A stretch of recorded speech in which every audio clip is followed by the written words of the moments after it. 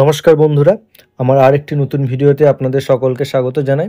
তো আজকে আমি WBJEE নিয়ে আলোচনা করব। WBJEE তে লাস্ট মিনিট তোমরা কীভাবে প্রিপারেশন নেবে তার কিছু টিপস আমি দেবো, কিছু সাজেশন দেবো আজকের এই ভিডিওতে। কোন কোন চ্যাপ্টার তোমাদের ইম্পর্টেন্ট, বিশেষ করে ফিজিক্সের ক্ষেত্রে সেই ডিটেলস দেবো আজকের এই ভিডিওতে আমি।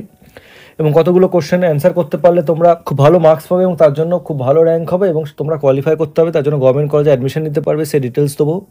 তো কতগুলো কোশ্চেনে অ্যান্সার করতে পারলে তোমাদের যে র্যাঙ্ক হবে এবং কত মার্কস পেলে তোমাদের র্যাঙ্ক কত হবে এবং সেই র্যাঙ্কে তোমরা গভর্নমেন্ট কলেজ পাবে কি না, তাহলে সব ডিটেলস দেবো। এবং তোমরা কী করে টাইম ম্যানেজমেন্ট করবে, মানে কতগুলো কোশ্চেন তোমরা করবে ভাবছো এবং তার জন্য তোমাদের যে 4 ঘন্টার সময় আছে পরীক্ষা, তাহলে কীভাবে তোমরা ম্যানেজ করবে, তো সব ডিটেলস দেবো আজকের ভিডিওতে। তো স্কিপ না করে পুরো ভিডিওটা দেখতে থাকো। তো তোমরা সবাই জানো যে WBJEE পরীক্ষা হবে 27 April Sunday. WBJEE already declare করে দিচ্ছে এক্সাম ডেট। তো তোমরা অলরেডি আশা করছি প্রিপারেশন নিতে শুরু করে দিয়েছো। তো প্রথমেই আমি যেটা বলবো যে টোটাল WBJEE-তে কিন্তু 155টা কোশ্চেন থাকছে। তার মধ্যে ম্যাথ থেকে থাকছে 75টা কোশ্চেন, ফিজিক্স থেকে থাকছে 40টা কোশ্চেন আর কেমিস্ট্রি থেকে থাকছে 40টা কোশ্চেন। টোটাল 155টা কোশ্চেন থাকছে এবং টাইম থাকছে 4 ঘন্টা পরীক্ষা। আচ্ছা, এবার ম্যাথ থেকে যে 75টা কোশ্চেন তার আবার 3টে পার্ট আছে। 50টা হচ্ছে ক্যাটাগরি 1, 15টা হচ্ছে ক্যাটাগরি 2, 10টা হচ্ছে ক্যাটাগরি 3। এবং ক্যাটাগরি 1-2-তে নেগেটিভ মার্কিং আছে 25% করে। ক্যাটাগরি 3-তে কোনো নেগেটিভ মার্কিং নেই। ক্যাটাগরি 3-তে 1-এর বেশি কিন্তু অপশান কারেক্ট হতে পারে। তোমরা যদি একটা অপশান দিয়ে রাখো তাহলে পার্ট মার্কিং পেয়ে যাবে। আচ্ছা, এবার আমি ধরছি যে তোমরা এই 75টা কোশ্চেনের মধ্যে 33% যদি তোমরা অ্যান্সার করতে পারো তাহলে কি হবে। 33% মানে 25টা কোশ্চেন তোমরা ধরো অ্যান্সার করতে পারছো। আমি ধরছি 1 নম্বরে 20টা পাচ্ছ, 2 নম্বরে 5টা, তাহলে তোমরা 30 নম্বর পেয়ে যাচ্ছ ম্যাথে, এই নিয়মে চলে। সিমিলারলি যদি ফিজিক্স থেকে আমরা ধরি তোমরা 33% অ্যান্সার, যদি 17টা তোমরা ভাবছি অ্যান্সার করতে পারছো, 14টা 1 নম্বর আর ধরছি 2 নম্বরে 3টে, তাহলে 20। এবং সিমিলার নিয়মে চললে কেমিস্ট্রিতেও তোমরা পাচ্ছ 20তে, টোটাল তোমরা পাচ্ছ 70 নম্বর। আচ্ছা, এবার 70টা কোশ্চেন অ্যান্সার করা মানে যে 70 পাবে তার কোনো ঠিক নেই, ভুল হতেই পারে। তো যতটা সম্ভব অ্যাভয়েড করবে নেগেটিভ মার্কিং না করা। তো আমি ধরছি তোমরা যদি 70 নাম্বার পাও তাহলে তোমাদের র্যাঙ্ক কিন্তু 5000-এর মধ্যে চলে আসবে, বুঝতে পারছো। তাহলে তোমরা 33% অ্যান্সার করে এটা পেয়ে যাচ্ছে। তবে 33% অ্যান্সার করার জন্য তোমাদের এখন যা প্রিপারেশন আছে, বোর্ড এক্সাম দিয়েছো রিসেন্টলি, যারা আগের বছরের পরীক্ষা দিয়েছে তাদের তো আরও ভালো এরকম প্রিপারেশন থাকবে। তো যারা রিসেন্ট পরীক্ষা দিয়েছো বোর্ড এক্সাম, তাদের এখন যা প্রিপারেশন আছে সেই প্রিপারেশনই তোমরা 33% অনায়াসে অ্যান্সার করতে পারবে।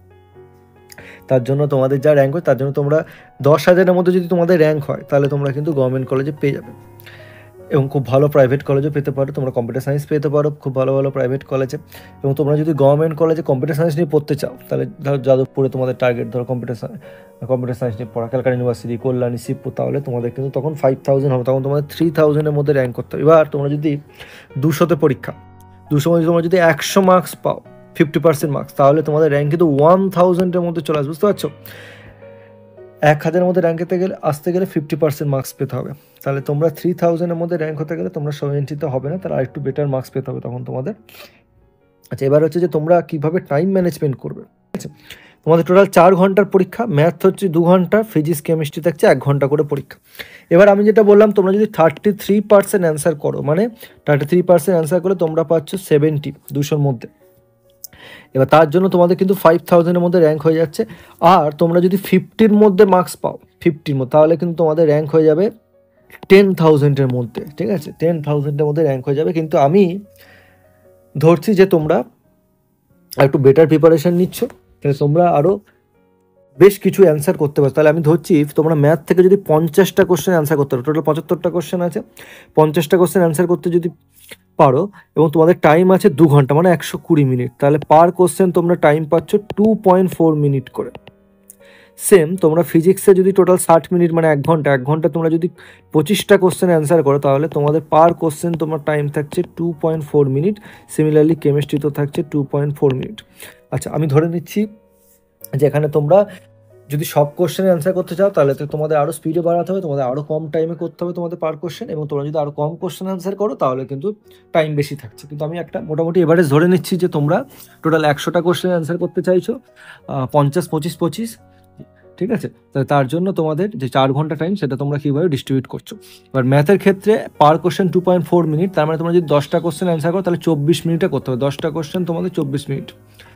আচ্ছা, এবার কথা হচ্ছে যে তোমরা কিন্তু টাইমটা খুব ইম্পর্টেন্ট। তোমরা যখনই শুরু করছো যে এরকম ভাবলে হবে না যে 1 ঘন্টার পর আমি দেখি কতগুলো কোশ্চেন করলাম, এরকম না। তোমাদেরকে দেখতে হবে যে 10টা কোশ্চেন করলাম, 24 মিনিটে করতে পারলাম কি পারলাম। যদি দেখো আরও কম সময় হয় তার মানে তোমাদের স্পিড ঠিক আছে, যদি দেখো আরও স্লো চলছে তাহলে তোমাদের স্পিড বাড়াতে হবে। তাহলে এই টাইম ম্যানেজমেন্টটা ইম্পর্টেন্ট। শেষে গিয়ে যদি দেখো যে আমাদের এতগুলো কোশ্চেন আমি পারতাম করে আসতে পারলাম, তখন কিন্তু খুবই মুশকিলের ব্যাপার হবে, হতাশ হবে। তাহলে টাইম ম্যানেজমেন্টটা খুব ভালো করে করতে হবে। আচ্ছা, এবার যে কোশ্চেনগুলো বেশি টাইম লাগছে সেগুলো অ্যাভয়েড করতে হবে। তোমাদের সেটা বুঝতে হবে যে কোন কোশ্চেনগুলো করলে কম টাইমে অ্যান্সার করতে পারছি এবং শিওর, তাহলে সেই ধরনের কোশ্চেন তোমাকে চুজ করে করতে হবে। আচ্ছা, এবার প্রিভিয়াস ইয়ার কোশ্চেন পেপার তো ভালো করে প্র্যাকটিস করো সব সাবজেক্টের ক্ষেত্রে। প্রিভিয়াস ইয়ার কোশ্চেন পেপার যদি প্র্যাকটিস করো তাহলে কিন্তু ইজিলি 50% অ্যান্সার করে আসতে পারবে, ঠিক আছে। এবং প্রিভিয়াস ইয়ার কোশ্চেন পেপারে আলাদা করে বই পাওয়া যায়, সেই বইগুলো কিনে করতে পারো। বা তোমাদের ছায়া সাতরা যে বোর্ড এক্সামের যে বইগুলো আছে ওয়েস্ট বেঙ্গলের, যদি বোর্ডে হয়ে থাকে, তোমরা যদি আইএসসি বোর্ডের হয়ে থাকো, নতুন পাবলিকেশনের যে বইগুলো আছে, তোমাদের সিবিএসসি বোর্ডে তোমরা যে বই ফলো করছো এনসিইআরটি, কিন্তু তাছাড়াও যদি তোমরা কোনো বই থাকে তাহলে সেই বইগুলোতে দেখবে তোমাদের ডাব্লিউবি যেই বই চ্যাপ্টার শেষের দিকে কিন্তু সলিউশন করা প্রিভিয়াস ইয়ার, তোমরা সেখান থেকে দেখতে হবে যে কোন চ্যাপ্টার থেকে কতগুলো প্রিভিয়াস ইয়ারে কোশ্চেন এসেছে, তো সেই চ্যাপ্টারগুলো বেশি ভালো করে পড়বে যেগুলো থেকে বেশি কোশ্চেন এসছে। তাহলে এইভাবে তোমরা প্র্যাকটিস করতে থাকো। যার জন্য তোমাদের আলাদা বইও কিন্তু এখন এই মুহূর্তে কিনতে হচ্ছে না, এবং তোমরা গুগলে সার্চ করে কিন্তু অনেক তোমরা কোশ্চেন পেপার পেয়ে যাবে প্রিভিয়াস ইয়ারে, সেগুলো তোমরা সলিউশন পেয়ে যাবে, অ্যাভেলেবেল আছে, সেগুলো তোমরা সলিউশন দেখে দেখে প্র্যাকটিস করো, ঠিক আছে। এখন সলিউশন করে প্র্যাকটিস করার টাইম নেই, সলিউশন যেগুলো আছে সেগুলো দেখে দেখে প্র্যাকটিস করো, সলিউশন কীভাবে করছে, কীভাবে কম টাইমের মধ্যে অ্যান্সারগুলো করছে শর্ট ট্রিকে, এবং ফর্মুলাগুলো সব চ্যাপ্টারে মুখস্থ করে ফেলো। ফর্মুলা জানলে কিন্তু অনেক কিন্তু অ্যান্সার করে ফেলতে পারবে। আচ্ছা, এবার আরেকটা জিনিস যেটা বলে রাখি, তোমরা মক টেস্ট দিতে থাকো। মক টেস্ট তোমরা দেবে গুগলে সার্চ করলে অনেক মক টেস্ট ফ্রিতে দেওয়া যায়, সেইগুলো তোমরা সেই কোশ্চেনগুলো তোমরা ডাউনলোড করে তোমরা মক টেস্ট দিয়ে দেখো কতক্ষণ সময় লাগছে, তাহলে সেই মতো তোমরা একটা টাইম ম্যানেজমেন্ট করতে হবে এবং তো কতগুলো অ্যান্সার করতে পারছো সেটাও তোমরা বুঝতে পারবে, ঠিক আছে। আচ্ছা, নেক্সট যেটা খুব গুরুত্বপূর্ণ, নেগেটিভ মার্কিং আছে, যেহেতু 25% আমাদের নেগেটিভ মার্কিং একদমই করা যাবে না। নেগেটিভ মার্কিং করলে কিন্তু মুশকিল, তোমরা যে সঠিক যে অ্যান্সারটা করে আসছো সেটার থেকে অনেক মার্কস কিন্তু কম পেয়ে যাবে, তাহলে তোমাদের র্যাঙ্ক অনেক পিছিয়ে যাবে।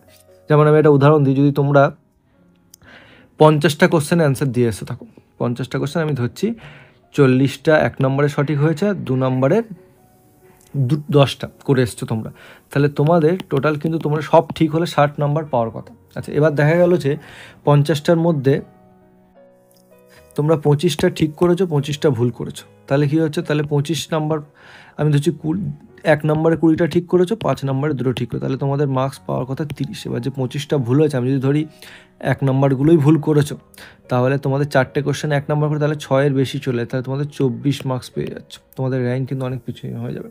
এবং তোমরা যদি এটা ধরো তোমরা 100টা কোশ্চেন করে এসছো অ্যান্সার, কিছু ঠিক আন্দাজে দিয়ে এসছো, এবার 50টা ঠিক 50টা ভুল, তাহলে বুঝতে পারছো কোথায় গিয়ে মার্কসটা দাঁড়ায়। 50টা ঠিকের জন্য তোমরা যদি 1 নম্বরে ধরো 40টা ঠিক হয়েছে, 2 নম্বরে 10টাতে তোমাদের 60 পাওয়ার কথা, এবার 50টা ভুল, তার জন্য তোমাদের আমি ধরছি 4টের জন্য একটা করে যদি নাম্বার বাদ দেয় তাহলে 12, তার মানে তোমাদের 48 মার্কস। তাহলে তোমাদের কোথায় 60 আর কোথায় 40, এক মার্কসের জন্য র্যাঙ্ক কিন্তু অনেক পিছিয়ে যাবে এই, ঠিক আছে।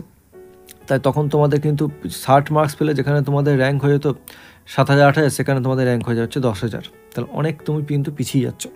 তাহলে সেই মতো নেগেটিভ একদমই করা যাবে না। আন্দাজে দিয়ে এলাম এটা ঠিক আছে, আমি বেশি পারছি না করতে, আন্দাজে একটা দিয়ে এলাম, আমি 200টা আমার 155টা কোশ্চেন আমি 40টা পেরেছি, তো 40টাই তোমরা করবে একদম কোনো ভুল। 40টা যদি তোমাদের ঠিক হয় তাহলে তোমরা যে মার্কস পাবে তাহলে তোমাদের র্যাঙ্ক কিন্তু অনেক বেটার হবে। এর থেকে তোমরা নেগেটিভ আন্দাজে একটা দিয়ে আসছে ওটা কিন্তু লাগবে না, শেষে তোমাদের যেটা সঠিক সেটার থেকেও কিন্তু মার্কস কম হয়ে যাবে। তাহলে একদমই নেগেটিভ মার্ক এখান থেকে যাওয়াটাই উচিত না, মানে যেগুলো আন্দাজে দেওয়ার কোনো ব্যাপার নেই, যেগুলো সঠিক সেগুলোই তোমরা দেবে। আচ্ছা, এবার তোমরা রিভিশন যে চ্যাপ্টারগুলো পড়েছো সেগুলোই রিভিশন নাও, মক টেস্ট দিতে থাকো, ঠিক আছে। নতুন করে কোনো চ্যাপ্টার পড়ার দরকার হতে পারে, 11-এ কোনো চ্যাপ্টার তোমরা এখন ভুলে গেছো, তাহলে সেগুলো এখন পড়ার দরকার নেই, যে চ্যাপ্টারগুলো ইম্পর্টেন্ট সেগুলোই পড়ে, এবং যে চ্যাপ্টারগুলো থেকে বেশি কোশ্চেন এসছে অ্যানালাইজ করে দেখো প্রিভিয়াস ইয়ার কোশ্চেন, সেইগুলো কিন্তু প্র্যাকটিস করো, ঠিক আছে। তো ফিজিক্সের ক্ষেত্রে আমি বেশ কিছু চ্যাপ্টার বলে দিচ্ছি 11-12 থেকে, যে চ্যাপ্টারগুলো তোমরা ভালো করে প্র্যাকটিস করতে পারো, প্রিভিয়াস ইয়ার এই চ্যাপ্টারগুলো থেকে বেশি কোশ্চেন এসছে। যেমন ইউনিট ডাইমেনশন, এটা খুব ইম্পর্টেন্ট চ্যাপ্টার, তোমরা ডাইমেনশন ক্যালকুলেশন করে কিন্তু অনেক কোশ্চেন অ্যান্সার দিতে পারবে, শুধু ইউনিট ডাইমেনশন থেকে ডাইরেক্ট কোশ্চেন ছাড়াও। যেমন ধরো আমি বললাম 4টে অপশান দিয়েছে, টাইম ক্যালকুলেট করতে দিয়েছে, তুমি দেখলে কোন অপশানটা টাইমের সাথে সেম, তাহলে সেই অপশানটা অ্যান্সার হয়ে যাবে। তো এইভাবে তোমরা কিন্তু অ্যান্সার করতে পারো। কাইনেমেটিক্সে নিউটনস লস অফ মোশন, তোমরা এই ফর্মুলাগুলো যদি করতে পারো, প্র্যাকটিস করতে থাকো, এই ফর্মুলাগুলো জানলে কিন্তু অনেক কোশ্চেন অ্যান্সার করতে পারবে। থার্মোডাইনামিক্স আর কাইনেটিক থিওরি অফ গ্যাস 11 থেকে 3টে চ্যাপ্টার বললাম, আর 12 থেকে ইলেকট্রোস্ট্যাটিক্স, ইলেকট্রোম্যাগনেটিক ইন্ডাকশন, এসে মডার্ন ফিজিক্স। মডার্ন ফিজিক্সে তোমার থাকছে সেমিকন্ডাক্টর ফিজিক্স থাকছে, কোয়ান্টাম মেকানিক্স থাকছে, ইলেকট্রনিক্স থাকছে, লজিকের থাকছে, ঠিক আছে। তাহলে এই চ্যাপ্টারগুলো তোমরা ভালো করে প্র্যাকটিস করো, তাহলে তোমরা কিন্তু এই চ্যাপ্টারগুলো করলে 50% কিন্তু এই চ্যাপ্টারগুলো থেকে চলে আসবে। 50% কোশ্চেন আছে, অর্থাৎ তোমরা 50-25 নাম্বার কিন্তু পেয়ে যাবে চ্যাপ্টারগুলো যদি ভালো করে করতে পারো। ঠিক আছে, তো আমরা আশা করছি তোমরা খুব ভালোভাবে প্রিপারেশান নিচ্ছ এবং পরীক্ষার বেশি দিন নেই, তোমরা খুব ভালো করে প্রিপারেশান নিতে থাকো এবং খুব ভালো করে প্রিভিয়াসের কোশ্চেন পেপার প্র্যাকটিস করো। তো তোমাদের সকলকে বেস্ট অফ লাক থাকলো। আশা করছি তোমরা খুব ভালোভাবে এক্সাম দেবে এবং খুব ভালো র্যাঙ্ক করবে এবং খুব ভালো কলেজে অ্যাডমিশন নিতে পারবে। তো তোমাদের যদি ভিডিওটি ভালো লেগে থাকে, ইনফরমেটিভ মনে থাকে, তাহলে একটা লাইক করে দেবে এবং কোনো কোয়ারি থাকলে কমেন্ট করে জানাবে এবং পারলে একটা সাবস্ক্রাইব করে আমার পাশে থাকবে, তাহলে এরকম আরও ভিডিও করে উৎসাহ পাবো। ধন্যবাদ ভিডিওটি দেখার জন্য।